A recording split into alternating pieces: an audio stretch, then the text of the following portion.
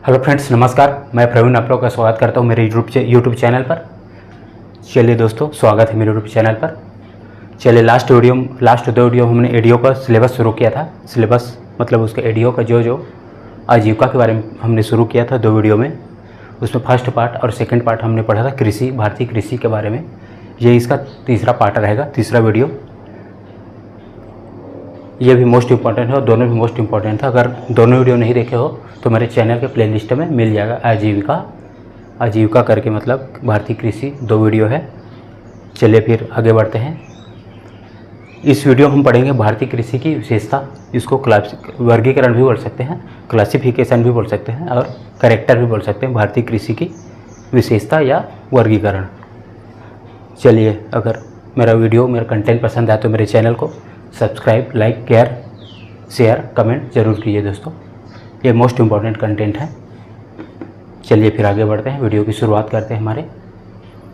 चलिए पहला देखते हैं, पहला हमारी विशेषता देख लेते हैं भारतीय कृषि की। पहला देखते हैं मानसून पर निर्भरता। पहला हमारा कंटेंट है मानसून पर निर्भरता। भारतीय कृषि की प्रमुख ये विशेषता है मानसून पर निर्भरता। इसको मतलब कृषि को भारतीय मानसून का जुआ भी बोलते हैं। तो जुआ क्यों बोलते हैं देख लेते हैं डिटेल से। क्योंकि भारतीय कृषि पूर्ण रूप से मानसून पर ही निर्भर करती है। हमारी भारतीय कृषि यहाँ मतलब सिंचित क्षेत्र बहुत कम है, क्योंकि वर्षा पर निर्भर यहाँ बहुत मतलब 50% वर्षा पर ही निर्भर है हमारी मानसून। चलिए देख लेते हैं डिटेल उसके बारे में। भारत में 140 मिलियन हेक्टेयर भूमि मौजूद है। ये मोस्ट इम्पॉर्टेंट है। कितना मिलियन हेक्टेयर भूमि है? 140 मिलियन हेक्टेयर भूमि भारत में है। ये पूछ सकते हैं व्यापम या कोई भी व्यापम, मतलब आजकल ये डाटा ज़्यादा पूछते हैं। व्यापम में कोई भी एग्ज़ाम मतलब वो हो, जो भी एग्ज़ाम कंडक्ट रहते हो, डाटा विशेष पूछते हैं। तो ये मोस्ट इम्पॉर्टेंट डाटा है आप लोगों के लिए। भारत में 140 मिलियन हेक्टेयर भूमि मौजूद है। उसमें से 48.8% सिंचित क्षेत्र में भूमि आते हैं। मतलब केवल 48.8% ही सिंचित क्षेत्र में है और 51.2% वर्षा पर पूर्ण रूप से निर्भर है। मतलब 50% से भी ज़्यादा वर्षा पर पूर्ण रूप से निर्भर है। ये देख लीजिए, 48.8 सिंचित क्षेत्र में है और 51.2 वर्षा पर पूर्ण रूप से निर्भर है। चलिए देख लेते हैं आप, नेक्स्ट आगे देखते हैं। ये मोस्ट इम्पॉर्टेंट है डाटा। चलिए नेक्स्ट देखते हैं आप, सर्वाधिक सिंचित फसल देख लेते हैं। सर्वाधिक सिंचित फसल मतलब कौन कौन से फसल में ज़्यादा सिंचित की आवश्यकता होती है, सिंचाई की देख लेते हैं। जैसे गन्ना हो गया, गन्ना मोस्ट इम्पॉर्टेंट मतलब ये सिंचित फसल है। गन्ना हो गया, उसके बाद गेहूं हो गया, गन्ना हो गया, गेहूं हो गया और हो गया जौ। गन्ना, गेहूं और जौ ये तीनों सर्वाधिक सिंचित फसल में आते हैं हमारे। गन्ना, गेहूं, जौ पूछे जा सकते हैं। चलिए फिर नेक्स्ट देखते हैं अब, सर्वाधिक सिंचित क्षेत्रफल राज्य। सर्वाधिक सिंचित क्षेत्रफल राज्य कौन पूछे जा सकते हैं? तो इसमें है हमारे उत्तर प्रदेश। उत्तर प्रदेश सर्वाधिक सिंचित क्षेत्रफल राज्य में आते हैं। उसके बाद है राजस्थान, उसके बाद है मध्य प्रदेश। उत्तर प्रदेश हो गया, राजस्थान हो गया, मध्य प्रदेश हो गया, ये सर्वाधिक सिंचित क्षेत्रफल वाले राज्य में आते हैं। चलिए फिर मोस्ट इम्पॉर्टेंट आपके लिए। चलिए नेक्स्ट देखते हैं, प्रतिशत की दृष्टि से सर्वाधिक सिंचित कौन है देख लेते हैं। प्रतिशत की दृष्टि से सर्वाधिक पंजाब है। जी, पंजाब राज्य प्रतिशत की दृष्टि से सर्वाधिक सिंचित राज्य में आते हैं। चलिए अभी मोस्ट इम्पॉर्टेंट है, प्रतिशत की दृष्टि से सर्वाधिक सिंचित राज्य पंजाब। चलिए सर्वाधिक असिंचित क्षेत्रफल वाले राज्य कौन है देख लेते हैं। ये आपके हैं महाराष्ट्र। मतलब महाराष्ट्र में सिंचित क्षेत्रफल बहुत ही कम है। ये सर्वाधिक असिंचित क्षेत्रफल वाले राज्य में गिने जाते हैं, और महाराष्ट्र। चलिए अभी इम्पोर्टेंट है आपके लिए, मोस्ट इम्पॉर्टेंट है सब। चलिए देख लेते हैं आप, नेक्स्ट कैरेक्टर देख लेते हैं, खाद्यान्न फसलों की प्रमुखता से उत्पादन। जी हाँ, हमारे भारतीय कृषि में खाद्यान्न फसलों की प्रमुखता से उत्पादन किया जाता है। खाद्यान्न फसल मतलब चावल हो गया, गेहूँ हो गया इत्यादि, मतलब खाद्यान्न फसल की प्रमुख रूप से उत्पादन किया जाता है। लगभग इसका 65% खाद्यान्न फसलें ही हमारे उत्पादन में होता है। मतलब खाद्यान्न फसलों की 65% उत्पादन किया जाता है लगभग। ये पूछा जा सकता है डाटा कि खाद्यान्न फसलों की कितना उत्पादन किया जाता है इस टाइप से, तो 65%। चलिए नेक्स्ट देखते हैं, उर्वरक के बारे में पढ़ लेते हैं। उर्वरक उपभोग के बारे में पढ़ लेते हैं। यह भी भारतीय कृषि की विशेषता है, उर्वरक उपभोग। हमारे उपभोग में भारत, ये उर्वरक उपभोग में भारत सेकंड नंबर में गिने जाते हैं। किसमें? उर्वरक उपभोग में सेकंड नंबर में आते हैं। और उर्वरक उत्पादन में थर्ड नंबर भारत। उर्वरक उत्पादन भारत थर्ड नंबर में गिने जाते हैं।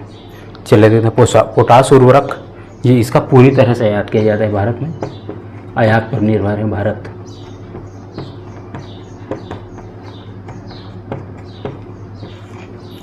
पोटास आयात पर पूरी तरह से निर्भर है भारत।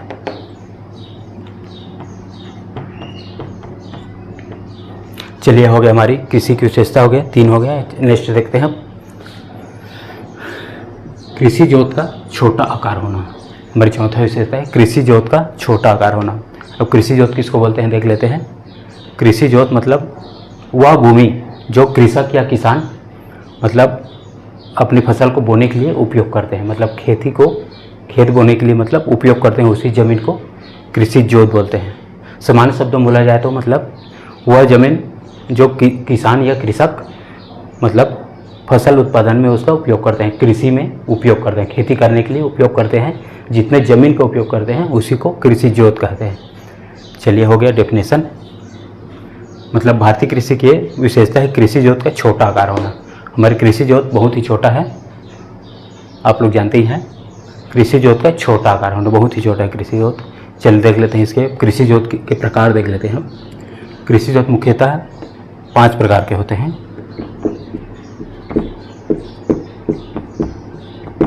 कृषि जोत मुख्यतः 5 प्रकार के होते हैं, डिटेल देख लेते हैं हम। जैसे सीमांत जोत हो गया, छोटे जोत हो गया, अर्ध मध्यम जोत हो गया, मध्यम जोत हो गया, वृहद जोत हो गया। देख लेते हैं, आकार देख लेते हैं। सीमांत जोत का आकार है 0.1 से 1 हेक्टेयर या 1 हेक्टेयर से भी इसमें कम होते हैं।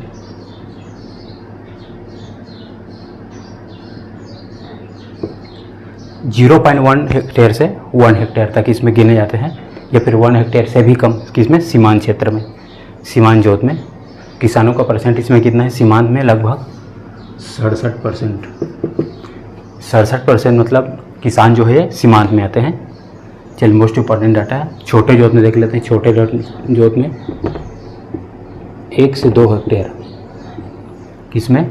छोटे जोत में 1 से 2 हेक्टेयर मतलब आते हैं। इसका आकार लगभग किसानों का परसेंट 18% इसमें किसान आते हैं। किसमें? छोटे जोत में। अर्ध मध्यम जोत में देख लेते हैं।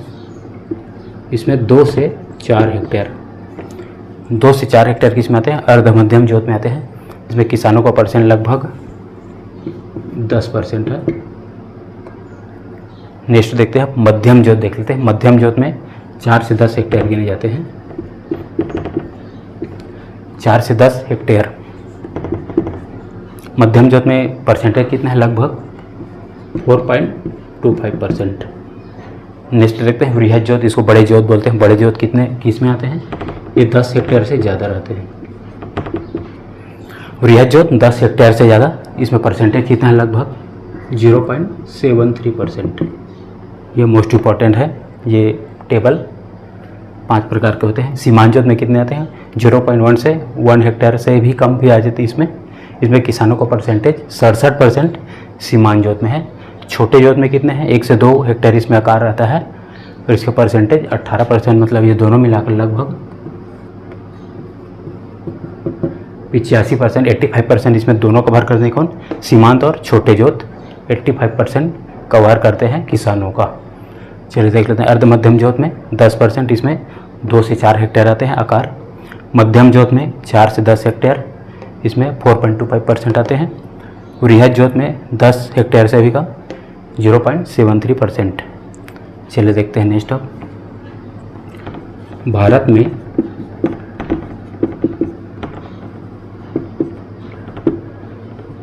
औसत जोत का आकार देख लेते हैं। भारत में औसत जोत का आकार कितना है? 1.08 हेक्टेयर। 1.08 हेक्टेयर ये भारत में औसत जोत का आकार है। चलिए देख लें औसत जोत में सर्वाधिक औसत मतलब सर्वाधिक जोत का आकार कौन सा राज्य में देख लेते हैं। सर्वाधिक जोत वाले राज्य, सर्वाधिक आकार जिसका मतलब राज्य है, सर्वाधिक जोत वाले राज्य कौन है? पंजाब में। ये लगभग 3.62 हेक्टेयर। सर्वाधिक जोत किस राज्य में? पंजाब में 3.62 हेक्टेयर। ये अपडेटेड डाटा एकदम। सबसे कम किस राज्य में? कम जोत वाले राज्य, ये है हमारे केरल में। कितना है? 0.18 हेक्टेयर। कम जोत वाला राज्य कौन है? केरल, 0.18 हेक्टेयर। और सर्वाधिक जोत वाला राज्य हमारे पंजाब, 3.62 हेक्टेयर। और भारत में औसत जोत का आकार कितना है? 1.08 हेक्टेयर। ये मोस्ट इंपॉर्टेंट डाटा है तीनों आपकी एग्जाम के लिए। चलिए फिर नेक्स्ट अभी देखते हैं आप। इसमें हम हमारे भारतीय कृषि में प्रमुख योजनाएं कौन कौन सी चलती है उसके बारे में देख लेते हैं। भारत सरकार द्वारा कौन कौन सी योजना चलाई जा रही है उसके बारे में पढ़ लेते हैं पूरा डिटेल से।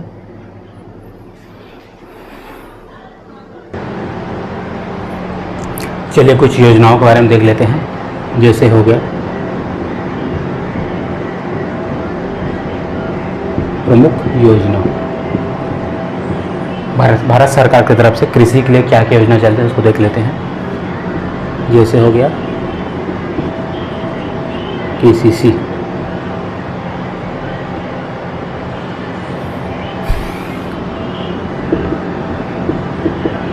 किसान क्रेडिट कार्ड योजना, किसान क्रेडिट कार्ड योजना, इसको शॉर्ट फॉर्म में KCC बोलते हैं।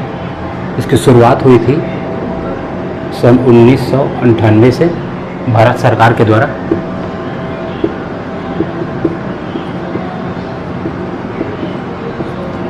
इसकी शुरुआत हुई थी 1998 से भारत सरकार के द्वारा।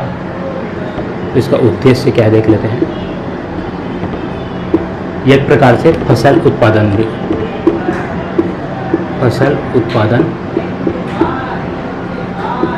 ऋण प्रदान करते हैं। एक प्रकार से फसल उत्पादन ऋण प्रदान करता है। जैसे खाद हो गया, मतलब खाद हो गया, फसल के लिए हो गया, बीज के लिए हो गया, खाद के लिए हो गया। जैसे बीज के लिए हो गया, खाद के लिए हो गया। एक प्रकार से फसल उत्पादन का ऋण प्रदान करता है। जैसे बीज के लिए हो गया, खाद के लिए हो गया। इसमें जो पहले से मतलब बीमा कराए रहते हैं कोई संस्था से, उन्हीं को शामिल किया जाता है। कोई भी वित्तीय संस्थान से जो बीमा कराए रहते हैं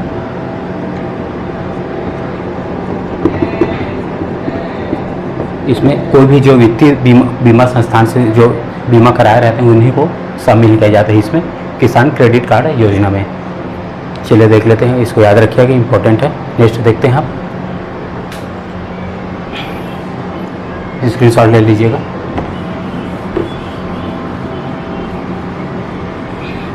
नेक्स्ट देखते हैं PM किसान सम्मान निधि योजना। PM किसान सम्मान निधि योजना। PM किसान सम्मान निधि योजना एक प्रकार से किसानों का एक सम्मान है। इसकी शुरुआत हुई थी 2018 के लगभग। यह रबी सीजन में शुरुआत हुई थी, रबी के सीजन में 2018 से। इसमें क्या किया जाता है? इसमें 6,000 रुपये प्रति किसानों को इसमें दिया जाता है। कैसे दिया जाता है? इसमें तीन किस्तों में, 3 किस्तों में, मतलब ये प्रति 4 महीनों में एक किस्त दिया जाता है इसका। 4 महीनों में एक किस्त। इसमें 2-2 हज़ार का किस्त रहता है। 4 महीनों में एक किस्त 2-2 हज़ार का 6,000 रुपये टोटल दिए जाते हैं, मतलब वार्षिक रूप से। इसमें 3 किस्तों में दिया जाता है, 4 महीनों में एक किस्त 2-2 हज़ार का। ये इसके वो हैं कैरेक्टर। इसको पात्र कौन कौन से रहते हैं? छोटे और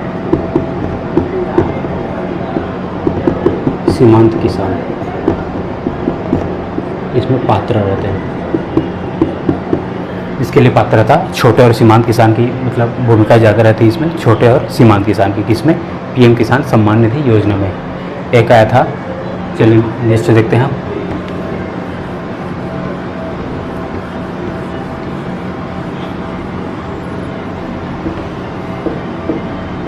पीएम किसान मानधन योजना।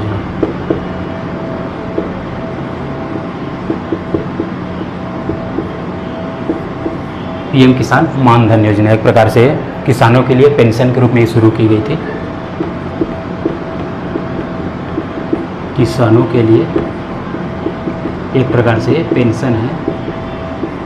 इसमें क्या किया जाता है? इसमें 55 रुपये से लेकर 200 रुपये तक इसमें मासिक रूप से जमा कराया जाता है। 55 रुपये से लेकर 200 रुपये तक के इसमें मासिक रूप से जमा कराया जाता है। और जब किसान इसमें 60 वर्ष का हो या उससे ऊपर हो तो उसमें लगभग न्यूनतम 3,000 रुपये इसमें मासिक पेंशन के रूप में दिए जाएंगे।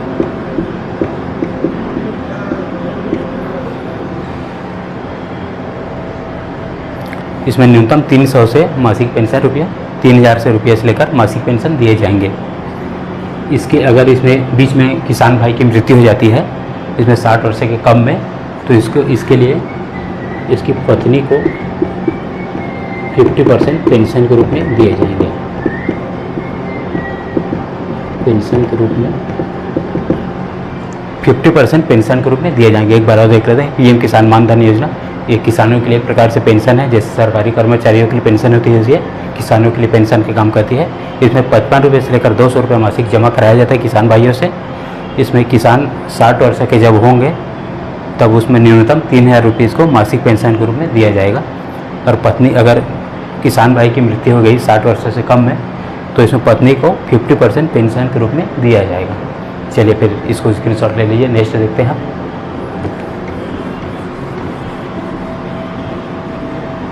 एक आया था हमारा पीएम कुसुम योजना। पीएम कुसुम योजना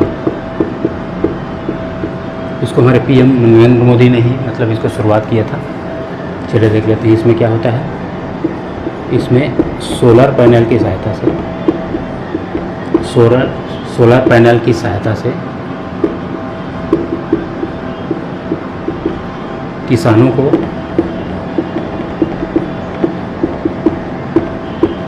निर्बाध रूप से बिजली प्रदान किया जाता है।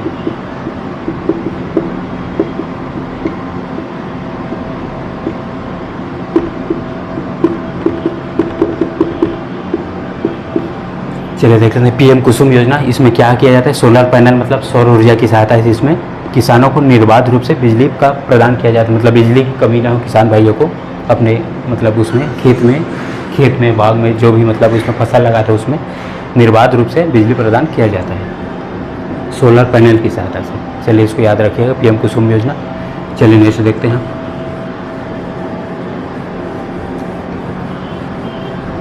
एक आया था हमारा भी लेटेस्ट कृषि उड़ान योजना।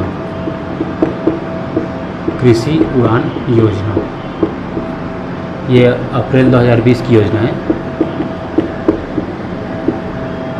कब की योजना है? अप्रैल 2020 की कृषि उड़ान योजना। ये किसके द्वारा लॉन्च किया गया था? हमारे वित्त मंत्री निर्मला सीतारमण के द्वारा।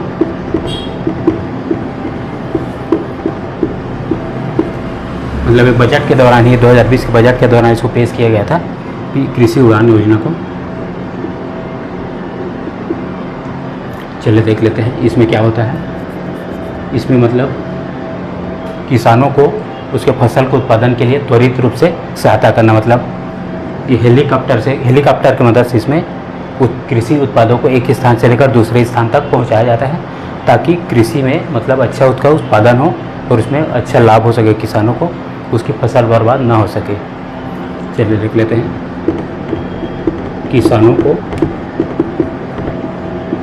त्वरित लाभ देना, त्वरित लाभ प्रदान करवाना। इसका उद्देश्य है किसानों को त्वरित लाभ प्रदान करवाना। किसका? कृषि उड़ान योजना कब लाई गई थी? अप्रैल 2020 में। इसको वित्त मंत्री श्रीमती निर्मला सीतारमण के द्वारा पेश किया गया था। किसानों को त्वरित लाभ प्रदान करवाना इसका मुख्य उद्देश्य है। किसका? कृषि उड़ान योजना का। चलिए इसकी स्क्रीनशॉट ले लीजिए। नेक्स्ट देखते हैं।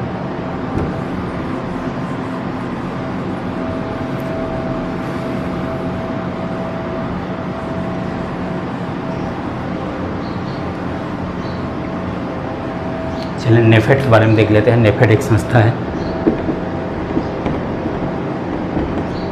नेफेड क्या चीज़ होती है देख लेते हैं। National agricultural marketing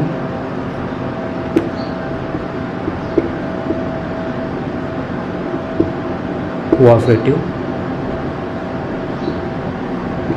federation of India.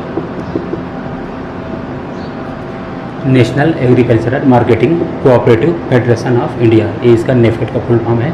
ये केंद्रीय संस्था है, मतलब केंद्र सरकार की संस्था है।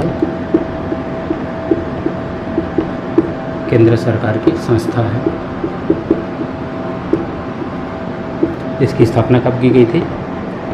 इसकी स्थापना की गई थी 2 अक्टूबर 1958। 2 अक्टूबर मतलब गांधी जयंती के दिन होता है। 2 अक्टूबर 1958 को इसकी स्थापना की गई थी, इसकी नेफेड की। इसका कार्य क्या देख लेते हैं। सहकारी मतलब सहकारी संस्थाओं के माध्यम से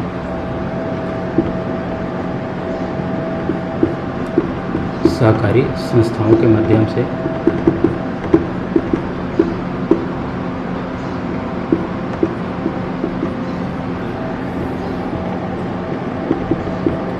कृषि उत्पादों को, सहकारी संस्था मतलब जो होता है उसके मतलब सहायता से कृषि उत्पादों को इसमें वितरण या आवंटन किया जाता है। वितरण या रख रखाव इसको बोल देते हैं। इसमें सहकारी संस्थाओं के माध्यम से कृषि उत्पादों का इसमें वितरण रख रखाव इसमें किया जाता है। किसमें? नेफेड में। नेफेड का फुल फॉर्म क्या है पूछे जा सकते हैं। National agricultural marketing cooperative federation of India. ये केंद्र सरकार की एक संस्था है। इसकी स्थापना 2 अक्टूबर 1958 को हुई थी। इसका कार्य देख लेते हैं। सहकारी संस्थाओं के माध्यम से कृषि उत्पादों को वितरण या उसका रख रखाव जो होता है ये नेफेड के माध्यम से होता है।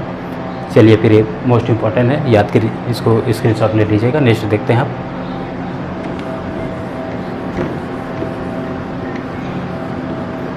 नेफेड की ही तरह एक होता है TRIFED.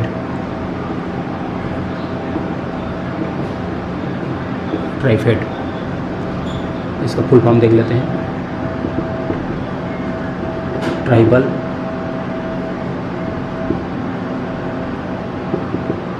Agricultural cooperative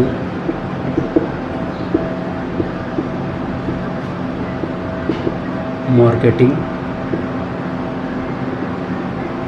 federation of India. TRIFED का फुल फॉर्म क्या है? Tribal agricultural cooperative marketing federation of India, मतलब है ट्राइबल लोगों के लिए, जनजाति लोगों के लिए है। देखिए इसको फुल फॉर्म याद रखिएगा, कुछ आ सकते हैं। इसकी स्थापना कब हुई थी देख लेते हैं। 1987 को इसकी स्थापना हुई थी। केंद्र सरकार की संस्था है।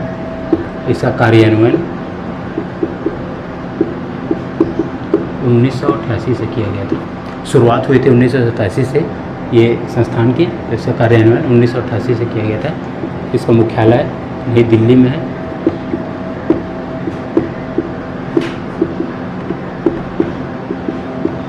मुख्यालय इसका नई दिल्ली में है। इसका कार्य देख लेते हैं। जनजाति लोगों की आर्थिक या सामाजिक सहायता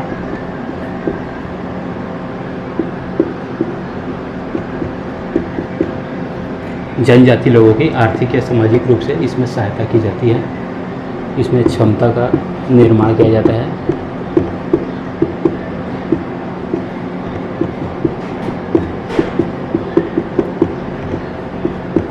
इसमें जनजाति लोगों की आर्थिक एवं सामाजिक रूप से सहायता क्षमताओं का निर्माण किया जाता है जनजाति लोगों की, और इसमें विभिन्न प्रकार के कार्य किए जाते हैं। इसको देख लेते हैं।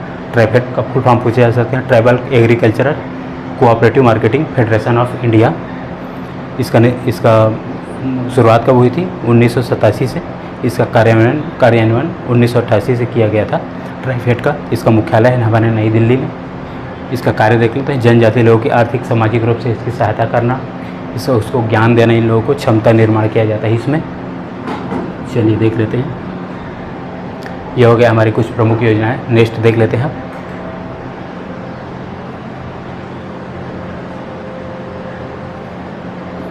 चलिए दोस्तों, इस वीडियो में हम इतना ही रखते हैं। नेक्स्ट वीडियो में मिलते हैं। और कुछ प्रमुख योजनाएं हैं, और जैसे हरित क्रांति हो गया, हरित क्रांति के प्रमुख प्रकार हो गया, प्रथम हरित क्रांति, द्वितीय हरित क्रांति हो गया, उसके बारे में डिटेल रूप से पढ़ेंगे। चलिए इस वीडियो में हम इतना ही रखते हैं। फिर धन्यवाद।